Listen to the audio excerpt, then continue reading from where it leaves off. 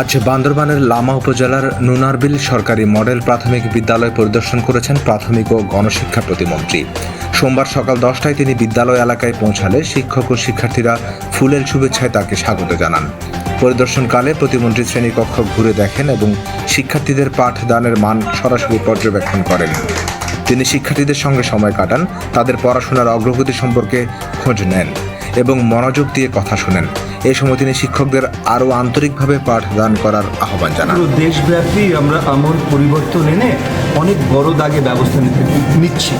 So শিক্ষার্থীদের ক্লাসরুমে আনবার জন্য যা যা দিতে হতে পারে, পরিবারগুলোকে উৎসাহিত করবার জন্য যেন প্রত্যেকটি শিশুকে প্রাথমিক বিদ্যালয়ে তারা পাঠায়, ইনস্টিটিউশনাল এডুকেশনের বাইরে কোনো 4 থেকে 10 বছরের শিশু যেন না যায় আমাদের দেশে, সেগুলো সকল ব্যবস্থা আমরা করছি।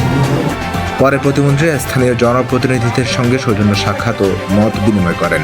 তিনি দেশের বর্তমান শিক্ষা ব্যবস্থার উন্নয়নে সরকারের চলমান উদ্যোগের কথা তুলে ধরেন এবং বলেন, প্রাথমিক শিক্ষা শক্তিশালী করতে সরকার নিরলসভাবে কাজ করে যাচ্ছে। কোনো শিশু যেন শিক্ষার সুযোগ থেকে বঞ্চিত না হয়, সে বিষয়ে সবাইকে একসঙ্গে কাজ করার আহ্বান জানান তিনি। পরিদর্শন শেষে শিক্ষক ও ম্যানেজিং কমিটির সঙ্গে মত বিনিময় সভায় তিনি বিদ্যালয়ের অবকাঠামোগত সমস্যা, বিশেষ করে সীমানা প্রাচীর সহ বিভিন্ন সমস্যার দ্রুত সমাধানের আশ্বাস দেন।